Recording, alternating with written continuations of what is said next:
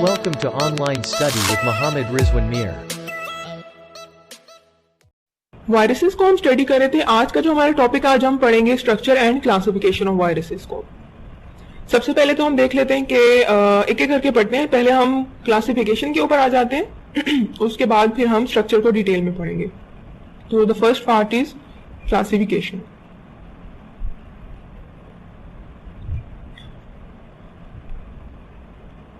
जिस तरह से हमारे पास बाकी ऑर्गेनिजम्स हैं, उनकी क्लासिफिकेशन के लिए हम मॉडल्स यूज करते हैं, इसी तरह वायरसेस की क्लासिफिकेशन के लिए एक जो क्लासिफिकेशन सिस्टम यूज किया जाता है उसे हम कहते हैं बाल्टीमोर क्लासिफिकेशन सिस्टम, जो कि एक साइंटिस्ट है डेविड बाल्टीमोर, जिन्होंने प्रपोज किया था।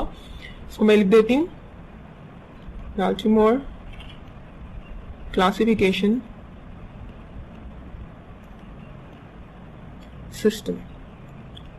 इस सिस्टम के मुताबिक जितने भी हमारे पास वायरसेस हैं, जो नॉन वायरसेस हैं जिनको हम जानते हैं, उन सबको हम 7 ग्रुप्स के अंदर डिवाइड कर सकते हैं। और ये जो 7 ग्रुप्स हैं, हम इनको रोमन न्यूमरल्स के फॉर्म में शो करते हैं। रोमन नंबर्स जैसे for example 1, 2, 3, 4 and so on. तो ये जो रोमन न्यूमरल्स हैं ये शो करते हैं हर एक ग्रुप को, और तमाम वायरसेस जिनको हम जानते हैं, हम इन तमाम वायरसेस को इन 7 ग्रुप्स के अंदर प्लेस कर सकते हैं। अब इन नंबरों से या फिर इन ग्रुप से फर्क क्या पड़ता है? फर्क ये पड़ता है कि हम क्योंकि इनको क्लासिफाई कर लेते हैं तो इनको स्टडी करना इजी हो जाता है। एक तरह के या सेम टाइप के जो वायरसेस होते हैं वो सेम ग्रुप के अंदर प्लेस कर जाते हैं। फॉर एग्जाम्पल अगर हम ग्रुप 1 की बात करते हैं तो ग्रुप 1 के अंदर कौन से वायरसेस आएंगे? ग्रुप 1 के अंदर हम कहते हैं कि जितने भी double stranded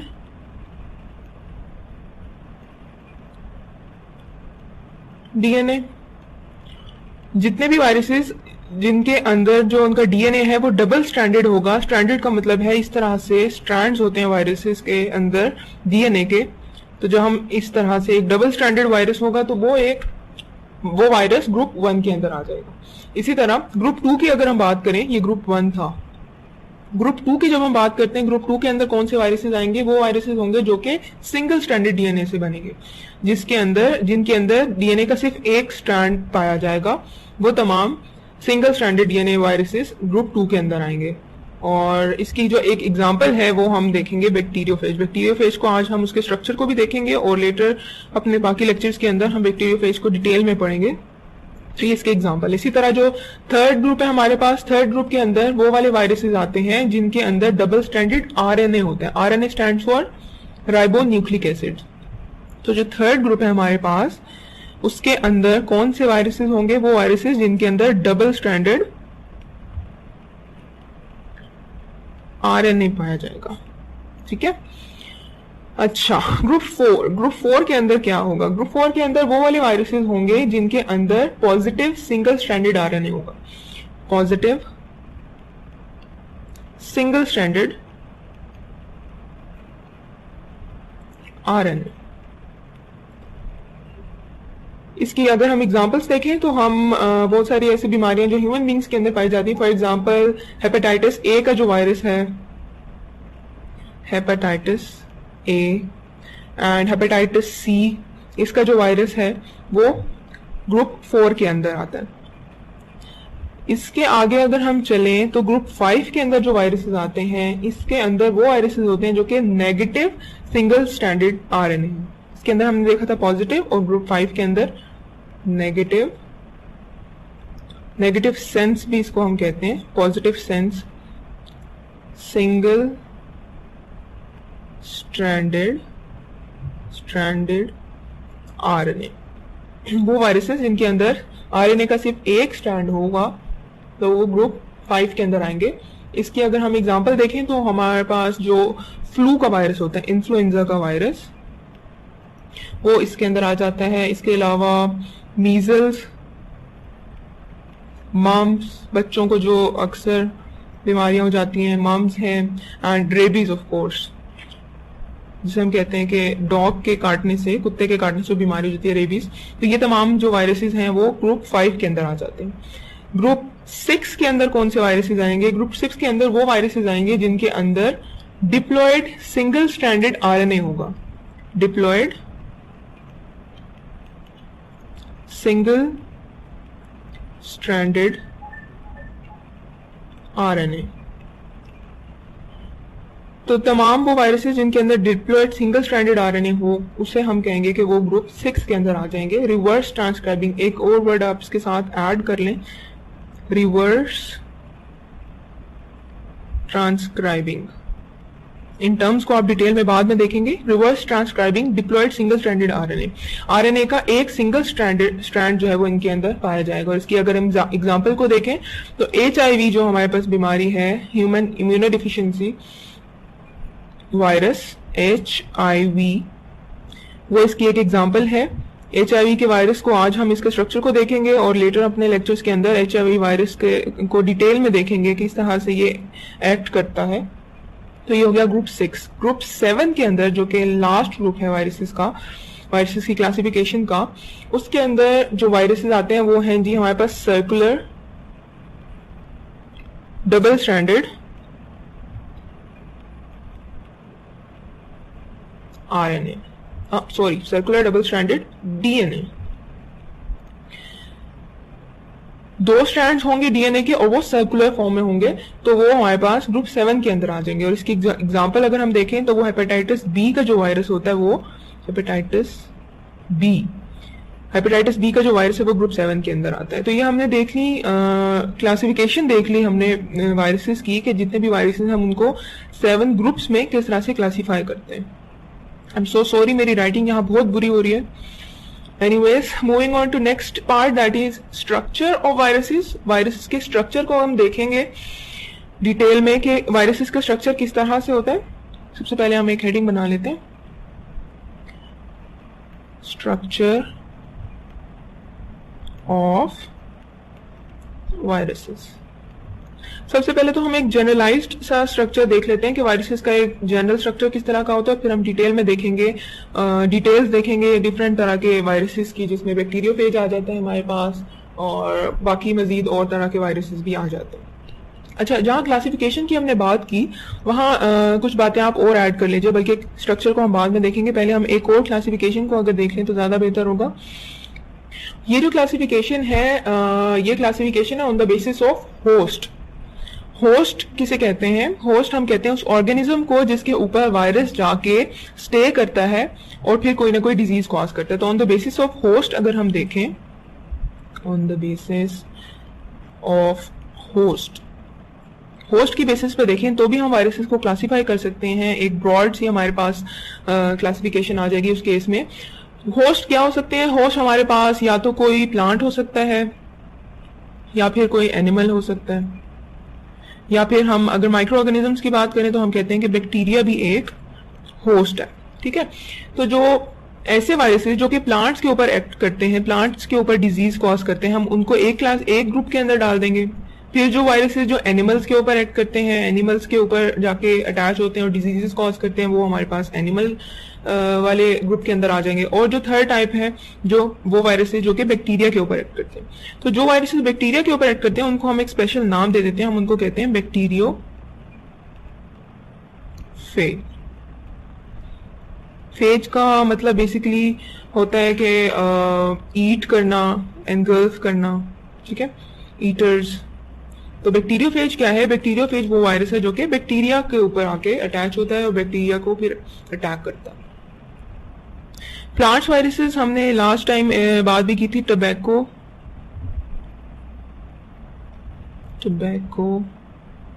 mosaic virus.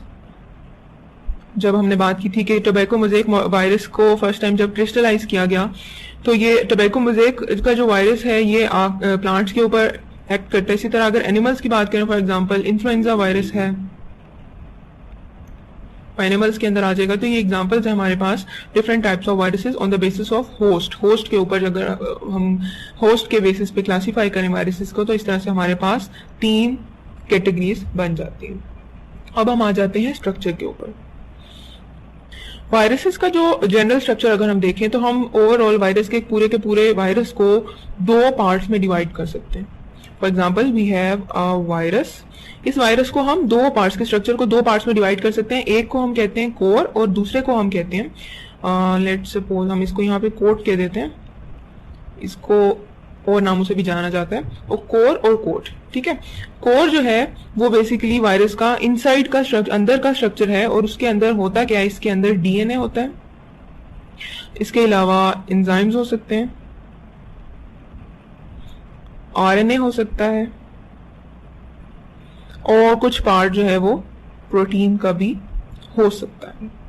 Code जो है वो आउटर कवरिंग है वायरस की, और कोड किससे मिलके बनी है, कोड जो है वो प्रोटीन से मिलके बनती है।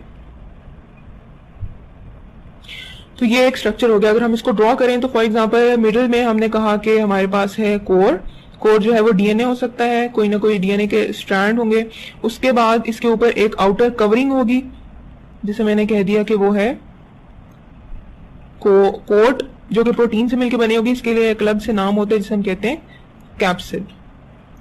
और ये किससे मिलकर बनी है, ये एक प्रोटीन की कोट है। इस कैप्सिड के बाहर कुछ केसेस में, नॉट इन ऑल केसेस, कुछ केसेस में हमारे पास एक और लेयर आती है, एक आउटर कवरिंग होती है जिसे हम कहते हैं एनवेलप। एनवेलप जैसे कि खत का लिफाफा होता है, ऐसे एनवेलप। और एनवेलप किससे मिलकर बना है, यह है लाइपोप्रोटीन्स, लाइपोप्रोटीन्स। अच्छा, तो ये हमारे पास एक जनरल हमने एक शेप बना ली कि वायरसेस जो हैं उनके अंदर ये तीन चीजें होती हैं। ऑफ कोर्स जब हम स्ट्रक्चर को डिटेल में देखेंगे तो हम मजीद देखेंगे कि किस किस तरह से मजीद और क्या क्या चीजें होती हैं वायरसेस के अंदर। एक चीज हम यहीं पे देख लेते हैं, जो कैप्सिड का मैंने नाम लिया है, ये कैप्सिड क्या चीज है। कैप्सिड जो है वो एक प्रोटीन की लेयर है, और ये किस तरह से बनती है, कैप्सिड जो है वो हमारे पास डिफरेंट छोटे छोटे यूनिट्स होते हैं, जैसे फॉर एग्जांपल इस तरह से आपस में इकट्ठे जुड़े हुए यूनिट्स होंगे, और ये जो एक एक यूनिट है इसको हम कहते हैं कैप्सोमियर, कैप्सोमियर्स। ये जो कैप्सोमियर्स हैं इनका नंबर यानी इनकी जो तादाद है और इनकी जो शेप या फॉर्मेशन है, उसके बेसिस पे हमारे पास वायरसेस की डिफरेंट टाइप्स बनती हैं। एक तो हमने बात कर ली ना कि डीएनए के या आरएनए के जो स्ट्रैंड्स हैं और इनकी जो शेप है ये डिफर करे तो हमारे पास डिफरेंट टाइप्स बनती है। इसके अलावा हमारे पास ये जो कैप्सिड है या कैप्सोमेयर्स हैं, कैप्सोमेयर्स की जो शेप और इनकी जो तादाद है, इसके बेसिस पे हमारे पास वायरसेस की डिफरेंट टाइप्स बनती हैं। तो ये हमने देख लिया कैप्सिड को। इसके बाद हम कुछ एग्जांपल्स देख लेते हैं वायरसेस की। वायरसेस के स्ट्रक्चर को जब हम पढ़ें तो हम उनकी एग्जांपल्स देखते हैं। फॉर एग्जांपल सबसे पहले हम देखेंगे बैक्टीरियोफेज को, जैसे हमने पहले भी बात की, बैक्टीरियोफेज। और जैसे कि मैंने बताया कि बैक्टीरियोफेज वो वायरसेस हैं जो कि बैक्टीरिया के ऊपर एक्ट करते हैं और डिजीज कॉज करते हैं। फेज का वर्ड यूज किया जाता है एनगल्फ करने के लिए या ईट करने के लिए। तो बैक्टीरियोफेज वो वायरसेस जो कि बैक्टीरिया के ऊपर अटैक करते हैं। बैक्टीरियोफेज की अगर हम सबसे पहले हम ऐसे करते हैं कि हम इसका स्ट्रक्चर बना लेते हैं अपने समझने के लिए, और फिर उसके बाद हम इसको देखेंगे इसके स्ट्रक्चर में क्या क्या चीजें हैं। बैक्टीरियोफेज का जो वायरस है इसके अंदर हम सबसे पहले तो बनाते हैं कोर। ठीक है, इसका कोर इस तरह से है कि यूं करके हमारे पास डीएनए को यूं ऐसे हमने बना लिया। इसके बाहर हमारे पास एक हेक्सागोनल कैप्सिड है, कुछ ऐसी शेप बनेगी इसकी। ऑलराइट, इस तरह से करके इसकी शेप बनेगी और यहां पे आके हम इसकी टेल बनाएंगे। 6 जो है वो हमारे पास टेल पिन्स बन जाएंगी यूं। तो ये हमारे पास स्ट्रक्चर बन गया है एक बैक्टीरियोफेज का। इसके स्ट्रक्चर की आपको मैं एक पिक्चर भी दिखा दूंगी ताकि आपको क्लियर हो जाए कि किस तरह से ये इसकी शेप बनती है। अच्छा जी, अब इसको हम लेबल कर देते हैं ताकि आपके लिए पढ़ने के लिए इजी हो जाए। सबसे जो अंदर की चीजें से मैंने कह दिया कि ये था कोर। ठीक है, ये जो बाहर का पूरा रीजन इसे हम कहते हैं हेड रीजन, ये इसका हेड है। ठीक है, इसके बाद ये जो छोटा सा रीजन हमारे पास यहाँ पे आता है इसे हम कहते हैं, ये था हेड और ये है हमारे पास इसकी नेक। ठीक है, और ये वाले जो हमारे पास आ गए हैं ये है इसकी टेल। ऑलराइट, तो ये हमने पूरा का पूरा बैक्टीरियोफेज बना लिया। इसको मजीद अगर हम लेबल करें, हमारे पास यहाँ पे एक प्लेट आती है जिसे हम कहते हैं बेस प्लेट। ठीक है, तो ये हमारे पास बन गया पूरा का पूरा बैक्टीरियोफेज। इसकी अगर आप शेप को देखें तो मैं आपको इसकी एक बेहतर शेप दिखा देती हूँ। तो ये जनाब आप देख लें इसको, यहाँ पे ये एक बैक्टीरियोफेज की पिक्चर बनी हुई है, जिसमें क्या है कि दरमियान जो कोर है वो डीएनए से मिलके बना हुआ है। उसके बाद हमारे पास है एक हेड रीजन, जैसे कि मैंने आपको बताया, जो कि हेक्सागोनल शेप में होगा। उसके बाद एक नेक है, उसका एक कॉलर है, इस एरिया को हम कहते हैं ये है शीथ। और उसके बाद टेल फाइबर्स हैं जो कि है 6 हैं नंबर में, ठीक है। और ये जो यहाँ पे हमारे पास ये एरिया है, इसे हम कहते हैं कि ये बेस प्लेट है। तो ये हो गया हमारे पास बैक्टीरियोफेज। इसके बाद हम आ जाते हैं अपने नेक्स्ट वायरस के ऊपर, जो कि है इन्फ्लुएंजा वायरस। अच्छा, इन्फ्लुएंजा वायरस जो है वो हम कहते हैं कि हमारे पास 3 फॉर्म्स में आता है। 3 forms, A, B and C। 3 forms आती है हमारे पास इन्फ्लुएंजा वायरस की। और ये बनता किस तरह से है? इस तरह से बनता है कि इन्फ्लुएंजा वायरस के अंदर हमारे पास आरएनए का स्ट्रैंड होता है, जैसे कि हमने ऊपर क्लासिफिकेशन में भी बात की थी। तो आरएनए का कुछ इस तरह का स्ट्रैंड बनेगा दरमियान में, और इसके ये कोर होगा। और इसके साइड पे हमारे पास जो कैप्सिड है वो होगी कुछ इस फॉर्म की। हमारे पास कैप्सोमेयर्स हैं डिफरेंट, और वो इकट्ठे हुए हुए हैं। आई एम सॉरी, मेरी डायग्राम कुछ इतनी अच्छी नहीं बन रही, but just to give you a concept, यहाँ पे इस तरह से करके हमारे पास एक कैप्सिड, ढेर सारे कैप्सिड जो हैं वो इकट्ठे हुए हुए हैं। और इन कैप्सिड्स के बाहर हमारे पास एक एनवेलप होता है। इसको हम बना देते हैं इस तरह से, ठीक है, एक जनरल आपको कॉन्सेप्ट देने के लिए। इस तरह से करके हमारे पास ये बन गया। इसको अगर हम लेबल करें तो दरमियान में था जी हमारे पास आरएनए, उसके बाद यहाँ ये हमारे पास कैप्सिड, और कैप्सिड किन 2 चीज़ों से मिलके बने, किन चीज़ों से मिलके बने, ये है हमारे पास कैप्सोमेयर्स। और कैप्सोमेयर्स के बाहर जो हमारे पास एक मेम्ब्रेन है, इसको हम कहते हैं ये है एनवेलप। तो ये हमारे पास इन्फ्लुएंजा वायरस है। इसकी अगर मैं आपको एक अच्छी वाली पिक्चर दिखा दूँ, वेट अ मिनट जी, तो ये हमारे पास सिमल इन्फ्लुएंजा वायरस। इसके अंदर है क्या? इसके अंदर आप देख सकते हैं कैप्सिड है, आरएनए का जीनोम है, genome genetic material basically, envelope है इसके बाहर, और फिर ये स्पाइक्स हैं, और ये बेसिकली हमारे पास ह्यूमन इन्फ्लुएंजा वायरस है। इसके बाद एक जो थर्ड एग्जांपल आज हम देखेंगे वो है एड्स की, human immunodeficiency virus, ads.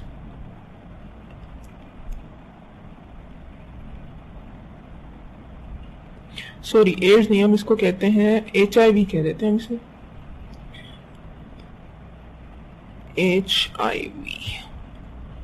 HIV की instead of making the shape, I think मैं अगर आपको इसकी अच्छी वाली शेप दिखा दूं तो ज़्यादा बेहतर होगा, इससे टाइम भी बचेगा। अच्छा, तो ये हमारे पास एक HIV वायरस है। HIV वायरस को अगर आप डिटेल में देखें, HIV वायरस के अंदर जो है हमारे पास सिंगल स्ट्रैंडेड आरएनए होता है। ये हमारे पास येलो कलर का सिंगल स्ट्रैंडेड आरएनए। इसके अलावा इसके अंदर जो है वो बाहर इसके कैप्सिड, ये आप देख सकते हैं, ये वाली जो, इसको रेड से करते हैं, ये जो एक पूरी की पूरी लेयर है ये कैप्सिड की लेयर है। उसके बाद इसके बाहर एक लिपिड की मेम्ब्रेन है, और लिपिड मेम्ब्रेन के अलावा इसके अंदर यहाँ पे आप देख सकते हैं ये गोल गोल 2 हमारे पास नजर आ रहे हैं। इसको ये है रिवर्स ट्रांसक्रिप्टेज। एज से आपके जहन में एक नाम आ रहा होगा, हमने जब एंजाइम्स पढ़े थे तो हमने कहा था कि वो तमाम सब्सटेंसेस इनके एंड पे ASE एज आता है, वो होते हैं एंजाइम्स। तो ये हमारे पास रिवर्स ट्रांसक्रिप्टेज है। कैप्सिड हमने देख लिया, आरएनए है, और ग्लाइकोप्रोटीन्स। इसके ऊपर हमारे पास स्पाइक्स बने हुए, इनको हम कहते हैं स्पाइक्स, ठीक है। ये जो स्पाइक्स हैं ये किससे मिलकर बने? ग्लाइकोप्रोटीन से मिलकर बने। तो ये हमारे पास बन गया ह्यूमन इम्यूनोडेफिशिएंसी वायरस। तो यहीं पे एंड करते हैं हम अपना आज का लेक्चर। थोड़ा सा समराइज कर लेते हैं आज हमने क्या क्या देखा। सबसे पहले हमने वायरसेस को क्लासिफाई किया, और हमने देखा कि बाल्टीमोर क्लासिफिकेशन सिस्टम के अंदर वायरसेस को हम 7 ग्रुप्स के अंदर क्लासिफाई कर सकते हैं। हर ग्रुप की अपने अपने कैरेक्टरिस्टिक्स हैं जिनकी बेसिस पे हम वायरसेस को क्लासिफाई करें। उसके बाद हमने देखा कि एक और क्लासिफिकेशन भी हम यूज कर सकते हैं जो कि रिलेटिवली थोड़ी ईजी है, जो कि है on the basis of host. 3 groups में हमने उस तरह से क्लासिफाई कर लिया वायरसेस को। उसके बाद हमने स्ट्रक्चर देखा वायरसेस का, और बेसिक जो स्ट्रक्चर है उसके अंदर हमने दो चीजें देखी, एक था कोर और एक था कोट। कोर जो है उसके अंदर डीएनए होता है, एंजाइम होता है, आरएनए भी हो सकता है और प्रोटीन्स भी हो सकती हैं। इसके अलावा जो कोट है वो प्रोटीन से मिलकर बनी है, कोट के ऊपर मजीद एक और लेयर हो सकती है जिसे हम कहते हैं एनवेलप, और एनवेलप जो है वो लाइपोप्रोटीन से मिलकर बनी। फिर हमने एग्जांपल्स देखी डिफरेंट तरह के वायरसेस की। हमने बैक्टीरियोफेज को देखा, बैक्टीरियोफेज के स्ट्रक्चर को देखा, फिर उसके बाद हमने इन्फ्लुएंजा वायरस को देखा, और इन्फ्लुएंजा वायरस के फिर हमने स्ट्रक्चर को देखा कि किस तरह से वायरस का क्या क्या कैसा स्ट्रक्चर है। फिर उसके बाद हमने एंड पे एक HIV वायरस की शेप देखी और हमने देखा कि इसके अंदर क्या क्या चीजें पाई जाती है। HIV वायरस को मजीद डिटेल में अपने एक और लेक्चर के अंदर भी देखेंगे। So this was today's lecture. अपने नेक्स्ट लेक्चर के अंदर हम बैक्टीरियोफेज को देखेंगे और डिटेल में उसके जो पूरा का पूरा लाइफ साइकिल है उसको स्टडी करेंगे।